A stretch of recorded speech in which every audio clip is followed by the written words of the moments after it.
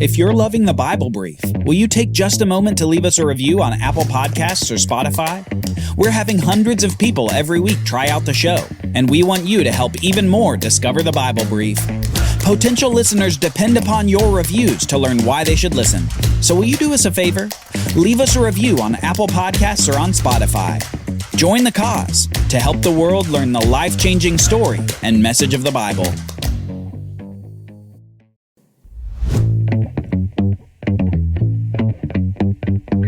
Isaiah has a vision of the high and lifted up king who stoops lower than low. A humble king who becomes the servant of God. On the Bible Brief. Did you know that the Bible Brief is a listener-supported show? Consider becoming a monthly supporter at our link in the show notes. Selections from the Gospel of John. From chapter 1. The Word became flesh and dwelt among us, and we have seen his glory. Glory as the only Son from the Father, full of grace and truth. And from chapter 12. Isaiah said these things because he saw his glory and spoke of him. Jesus was seen in the New Testament time period and also in the time period of Isaiah at around 700 BC. But the seeing of Jesus was different. The disciples saw Jesus in his human life on earth as he expressed his deity with amazing signs and miracles. The prophet Isaiah saw Jesus in a vision of a heavenly temple, with Jesus at the center on his heavenly throne. Isaiah saw a picture of the rule of Jesus over everything, before his incarnation as a human in the 1st century. Isaiah saw an exalted Jesus in heaven, before Jesus humbled himself in the form of a man. We may be familiar with Jesus in the New Testament, but what about Jesus as seen by Isaiah? Let's start reading in Isaiah chapter 6. In the year that King Uzziah died, I saw the Master sitting upon a throne, high and lifted up, and the train of his robe filled the temple. Above him stood the seraphim angels. Each had 6 wings. With 2 he covered his face, and with 2 he covered his feet, and with 2 he flew. And one seraphim called to another and said, Holy, holy, holy is Yahweh of hosts. The whole earth is full of his glory. And the foundations of the thresholds shook at the voice of him who called, and the house was filled with smoke. The prophet has a magnificent vision of God seated upon his throne in his robe, high and lifted up, in the middle of the heavenly temple surrounded by worshiping angels. It's a striking scene, but some of the details enhance the picture. The throne that Isaiah sees indicates that this figure he sees is a king, and the robe is likely indicative that this one on the throne is also a priest. A priest king is seated on a heavenly throne, being worshipped as God himself in this awe-inspiring scene. But then we get to see the prophet's first-person reaction to this scene. And I said, Woe is me, for I am lost. I am a man of unclean lips, and I dwell in the midst of a people of unclean lips.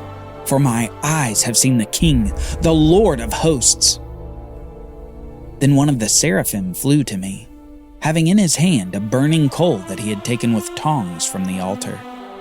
And he touched my mouth and said, Behold, this has touched your lips. Your guilt is taken away, and your sin atoned for. The prophet Isaiah immediately sees something as he looks upon the king over everything. He sees his sin. He sees that in the presence of utter holiness and righteousness, that he has no place. He's simply undone by the contrast between his own sin and this king's righteous glory.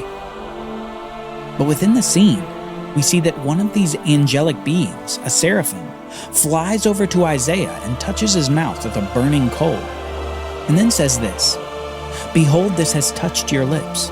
Your guilt is taken away, and your sin atoned for.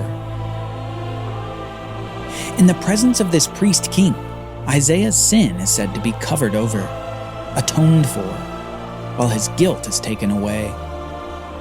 Something about being in the king's presence, something about this burning coal, has allowed for Isaiah's sin to be covered. The priest king has offered something that Isaiah didn't have before. Isaiah has seen the Lord of glory, the priest king, high and lifted up on his throne. Now, it would be easy for us to think very little about who's occupying the throne in Isaiah's vision. It's easy to see that it's God himself, whom the angels are worshiping as holy, holy, holy. Yet we must let the question linger in our minds. Who is this on the throne? He's God, but why is he wearing priestly attire? Why is God, whom the Bible knows as a spiritual being, why is he in a body, in a robe? Who is this on the throne? Well, perhaps our best clue is in Isaiah chapter 52 and 53. Chapters that introduce this priest king as something else too. The servant of God. Listen to this. As God, through Isaiah, introduces this servant in the same way that this priest king was introduced in Isaiah chapter 6, calling him high and lifted up. Behold, my servant shall act wisely. He shall be high and lifted up, and shall be exalted.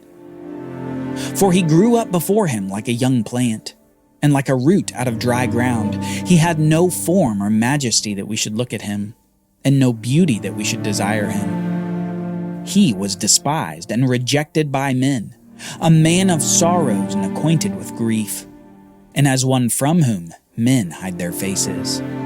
He was despised, and we esteemed him not. Surely he has borne our griefs and carried our sorrows, yet we esteemed him stricken, smitten by God, and afflicted. At this point in the passage, Isaiah might as well cry out, "Woe is this man! Woe is he! A man rejected, sorrowful, grief-stricken, and despised. A man serving God, yet smitten by God and afflicted." But there's more. But he was pierced for our transgressions. He was crushed for our iniquities. Upon him was the punishment that brought us peace, and with his wounds we are healed. All we like sheep have gone astray. We have turned every one to his own way, and Yahweh has laid on him the iniquity of us all. He was oppressed and he was afflicted, yet he opened not his mouth. Like a lamb that is led to the slaughter, and like a sheep that before its shearers is silent, so he opened not his mouth. By oppression and judgment he was taken away. And as for his generation, who considered that he was cut off out of the land of the living, stricken for the transgression of my people? And they made his grave with the wicked, and with a rich man in his death, although he had done no violence, and there was no deceit in his mouth. Yet it was the will of the Lord to crush him. He has put him to grief. When his soul makes an offering for guilt, he shall see his offspring. He shall prolong his days. The will of the Lord shall prosper in his hand. Out of the anguish of his soul, he shall see and be satisfied. By his knowledge shall the righteous one, my servant, make many to be accounted righteous, and he shall bear their iniquities. If there's a single passage in the whole Bible that illustrates the sacrifice of this priest king, this is the passage. This servant of Yahweh is utterly rejected, stricken with grief and sorrow, before he is led to death like a lamb to the slaughter. The servant dies a death worthy of an awful sinner, yet he doesn't deserve this punishment. Instead, he's doing the job of the priest. But instead of offering a bull or a ram like those priests in the Jerusalem temple, instead he's offering himself. Instead of the blood of animals temporarily covering over the sins of the people, he's offering his own blood to cover, to atone for the sins of the people forever. The priest is also the sacrifice. The king is killed like the worst criminal. This one, high and lifted up, has gone from his throne in heaven to a grave with the wicked. And more than that, this is all done at the pleasure of God. God crushes this priest. God smites this king. God lays iniquity upon this innocent man. The harshness of sin's penalty is placed upon the same one whom the angels worshipped as holy, holy, holy. Somehow this God-man has taken the penalty that we all deserve. And it pleased God, because God did it for a reason. God did it for Isaiah. God did it for me. And God did it for you. He crushed his servant as an offering for our guilt, as an atonement for our sin. He was punished for our healing.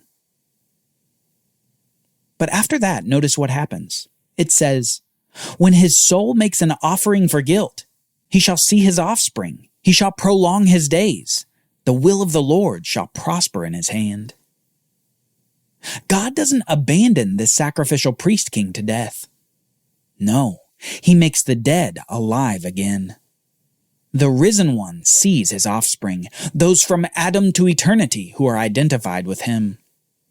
He shall prolong his days as the king over heaven and earth, and the will of Yahweh will prosper in the hand of this righteous man.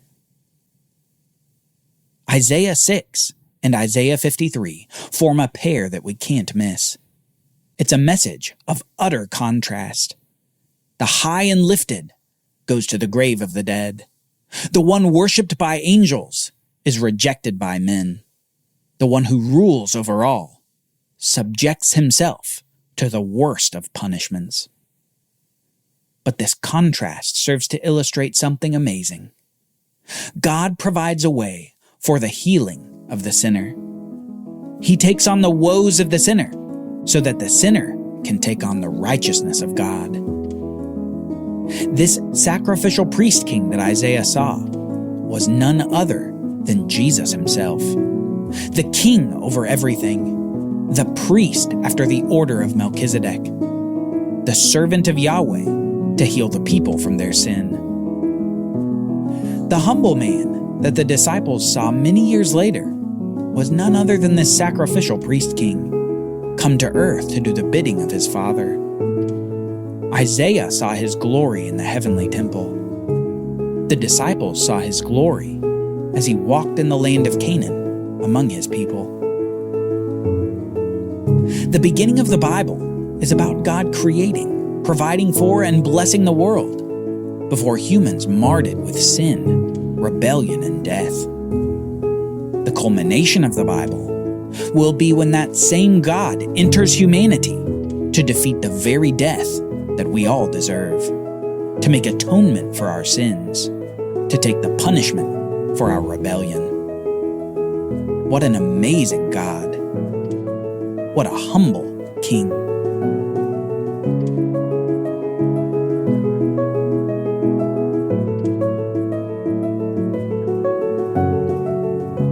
The Bible Brief is brought to you by the Bible Literacy Foundation, dedicated to helping people like you learn the Bible.